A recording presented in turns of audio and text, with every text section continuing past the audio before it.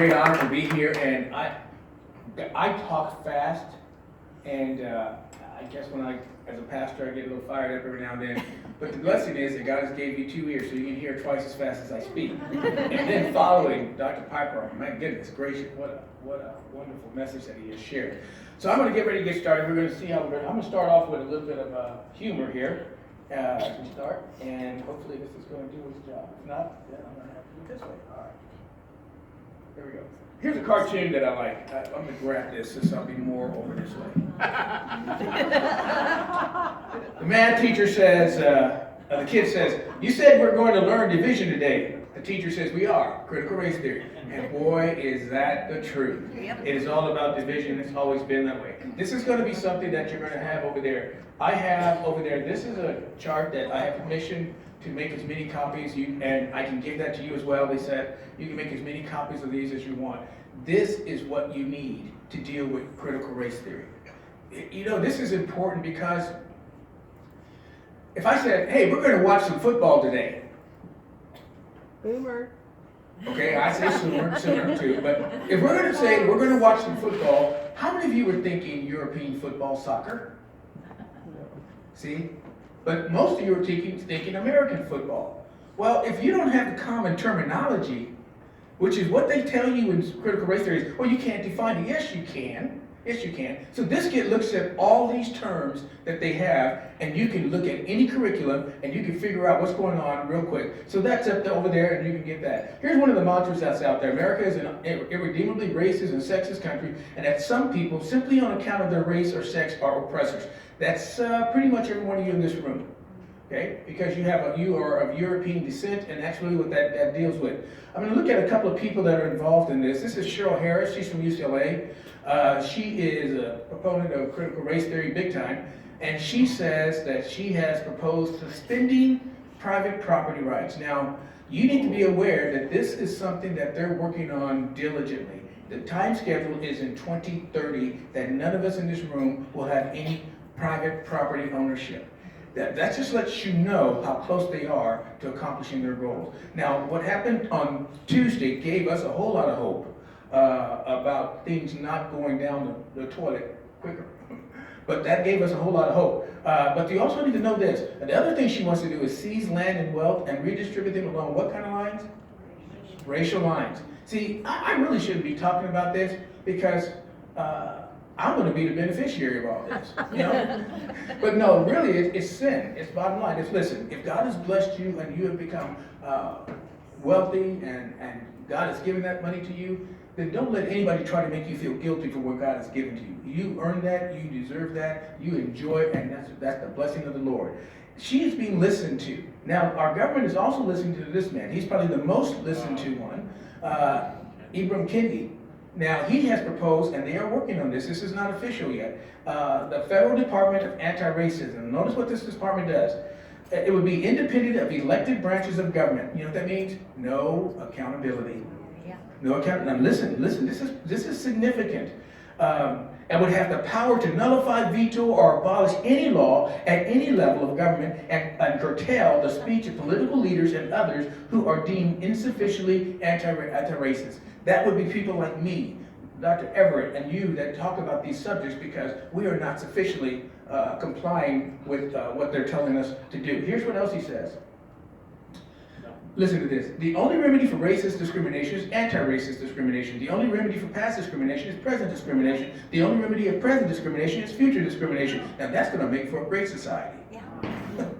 I mean, it's just incredible what they say. Here's what else you compare that with what Dr. King said. Dr. King says, returning violence for violence multiplies violence. Adding deeper darkness to a night already devoid of stars. Darkness cannot drive out darkness. Only light can do that. Hate cannot drive out hate. Only love can do that. See, one of these is a patriot. The other one is a charlatan in this. Here's the bottom line of what they believe. What he says, quote, in order to be truly anti-racist, you also have to be truly anti-capitalist. That's what the bottom line is. There's some more stuff that he says, but I'm giving you a condensed version. I have a video over there, DVD that's over there that is 55 minutes long, and that's available over there to look at. Here is what they're trying to do. Now, I'm going to tell you some of the stuff they've already gotten accomplished, but this is what their final goal is. To end the private property by 2030, the end of individual rights, the end of equality under the law, the end of federalism, the end of free speech. You can see that. You put anything on there about hydroxychloroquine on Facebook, see how long you're in prison. Yeah. You know, you can see those things that are going on. Race-based redistribution of wealth that goes to people of color, group-based rights, active discrimination, and omnipotent bureaucratic authority. Now, the next thing that's going to come up here, people don't want to believe this is what the government is trying to do. And you better get a grip on this, because this is exactly what they're trying to do, the end of America as we know it. There are people who are actively working towards this goal to make America into something that it is not. Okay, this is some serious stuff that's going on. I'm going to talk about, my remarks are mostly about what's going on in the schools, because I was going to say, well, because I'm a teacher. I used to be anyway, because I'm a teacher. I still am, I'm just joking. Here's what happened in Springfield, Missouri. Now listen to this.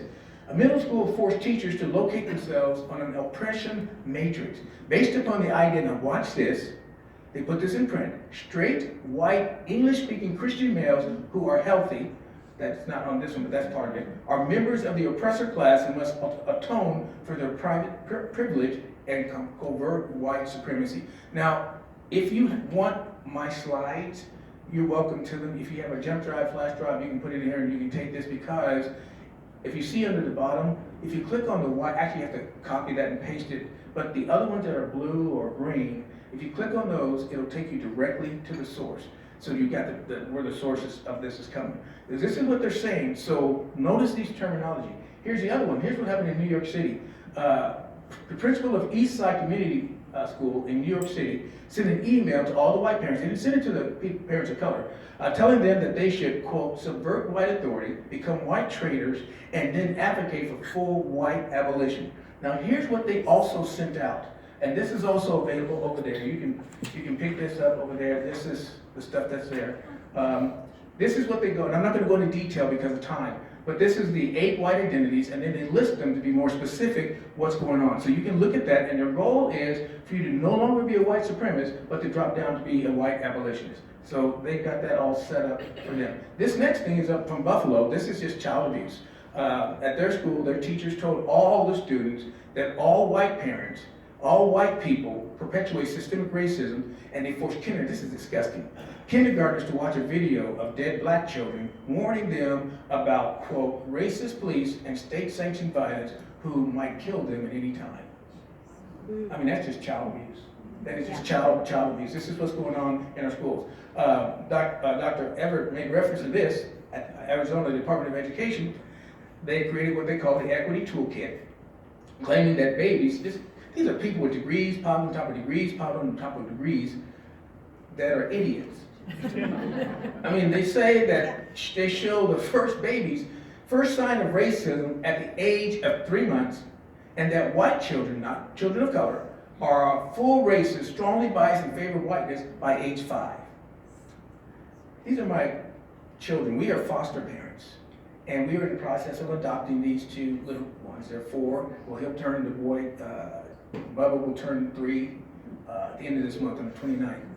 When I go pick up my little girl from daycare, I don't care what she's doing. She drops whatever she's doing, and she really throws her hands up in the air, comes running and says, "Daddy!" You know what she doesn't do? Drop everything, throw her hands up in the air and say, "Black Daddy!" Listen, if you have a 5-year-old that's a racist, it's because you taught them to be a racist.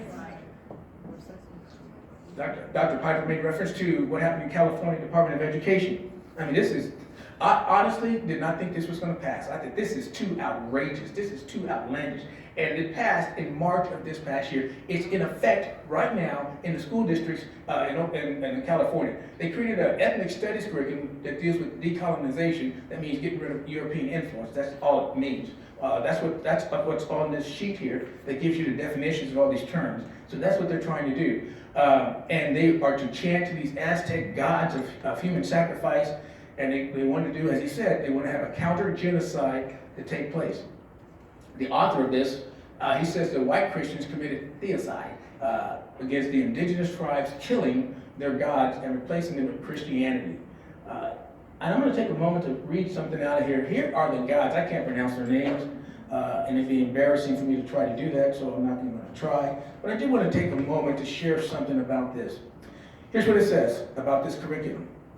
The curriculum recommends that teachers lead their students in a series of indigenous songs, chants, and affirmations, which appeal directly to the Aztec god. Students first clap and chant to the god, the first one there in the letter with a T, whom the Aztecs traditionally worship with human sacrifice and cannibalism. Oh joy. Asking him, now watch this, for the powers to be warriors for social justice. What happened to reading, writing, and arithmetic? Okay, it gets worse. Next, the students chant to the gods, the other three there, that's listed there, seeking healing and a revolutionary spirit. Now, time out for a second. I, as a teacher at my school, if one of my students got injured, I couldn't say to them, hey, let's pray and just ask God to heal you and come in to heal you. But they can ask this Aztec god. It's not a god, it's a demon. That's all it is. Let's call it what it is. Ask this demon to come in and give these kids for healing. I mean, this is insane. That's why I think there's no way this is going to pass. Well, it did, and then for giving them a revolutionary spirit. Again, what happened to reading, writing, and arithmetic? The H god in particular is the Aztec deity of war and inspired hundreds of thousands of human sacrifices during the Aztec rule. Finally, the chant comes to a climax with a request for liberation, transformation, and decolonization again, in pursuit of the ultimate critical consciousness. Now, lest you think that this is no big deal, here's what the chant, this is what concerns me. What is clear implication. Here's what it says, quote, the displacement, listen to this, the displacement of the Christian God, which is said to be an extension of white supremacist oppression. Now, I thought God created everybody. I didn't know he was a white supremacist. Lest you think this is not a big deal, here's their vision statement.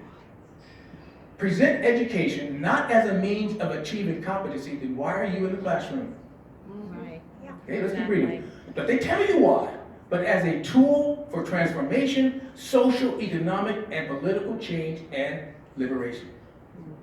Now, just when you think California could not possibly get any worse, something positive happens. In September the 28th, the parents are standing up and saying enough is enough, and they're suing to get rid of it. Think about how this is going on. This is frustrating.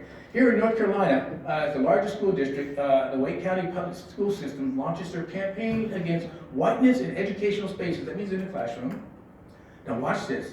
And encourages teachers to subvert, catch that word, subvert families and push the ideology of racism directly on the students. What's those last three words?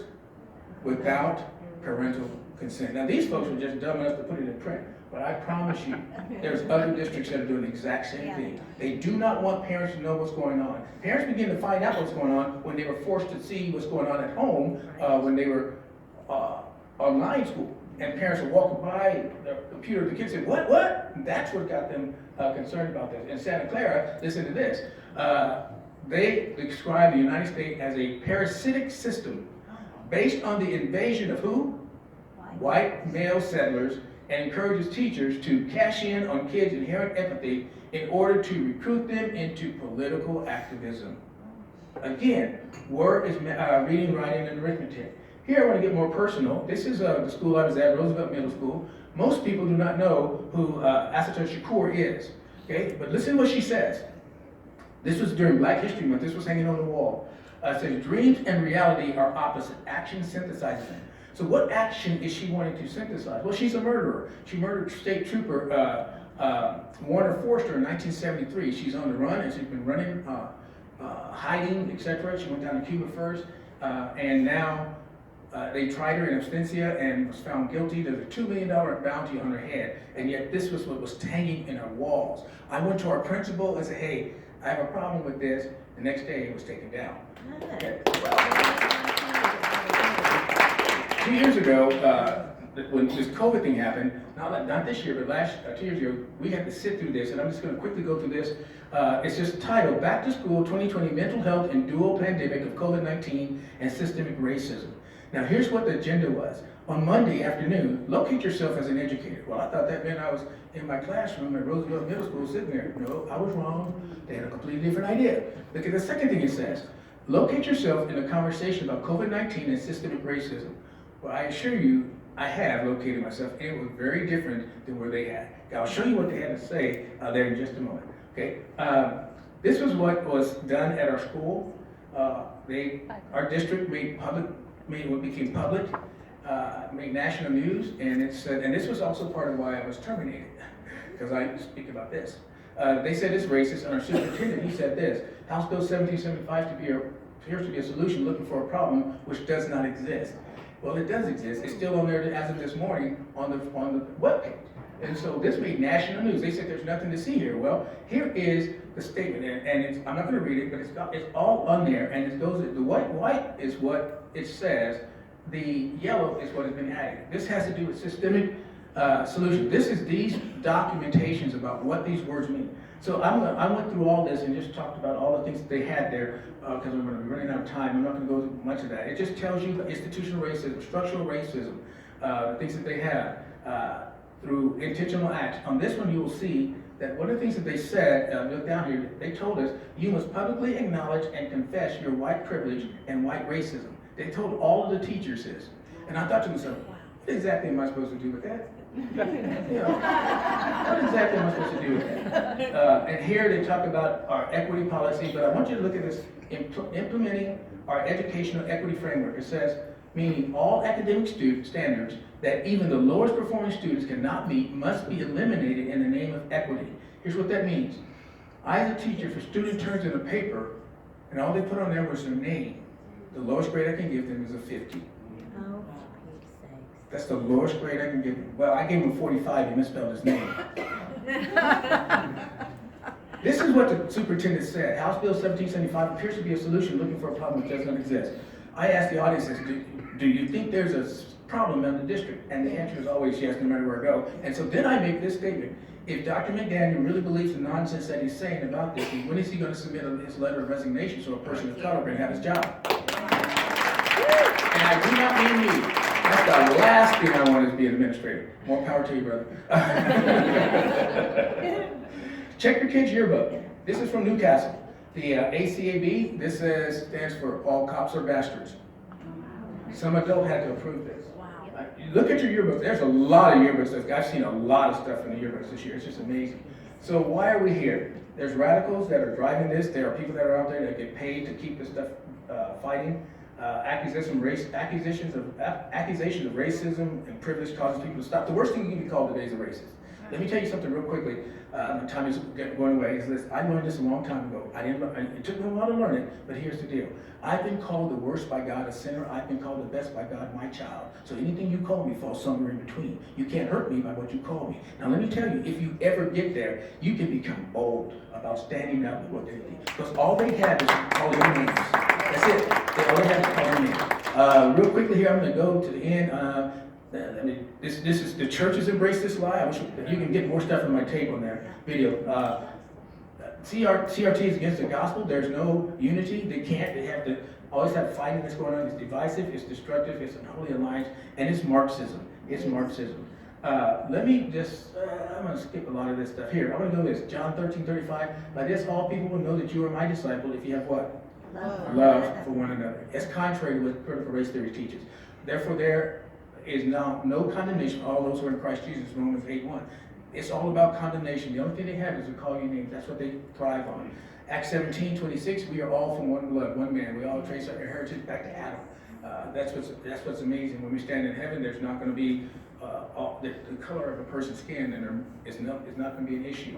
I want to share this last scripture today. This is Galatians 1:8-9.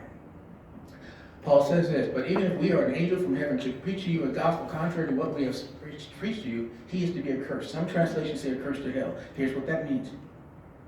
And Paul is so concerned about it, he repeats it to making sure you understand. The moment you take the gospel of Jesus Christ and you mix it with CRT, Black Lives Matter, Antifa, any of this other nonsense, you've just created false doctrine.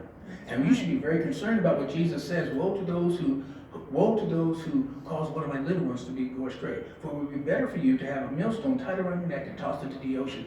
Millstone weighed about 2,000 pounds. God is saying you got a better chance of survival with a 2,000-pound rock tied around your neck, tossed into the Mediterranean Sea, than facing God for leading his little ones astray. And I'm telling you, little ones are being led astray with all of this. It's difficult to fight CRT because people don't want to deal with social, political, and especially racism. Their argument is a mousetrap. The mousetrap goes. I am out of time, but let me. This stuff is all over there. You can get it there. Let me put this last slide that I'm going to show you. This is what it's all about. It can't be any simpler than this, and that is this: socialism is the last stage of communism, and it has never worked. The final words, the words of the Jefferson Memorial, say this: "Indeed, I tremble for my country when I reflect that God is just, that His justice cannot sleep forever." Here's my contact information. I want to thank you for this privilege of being able to share with you.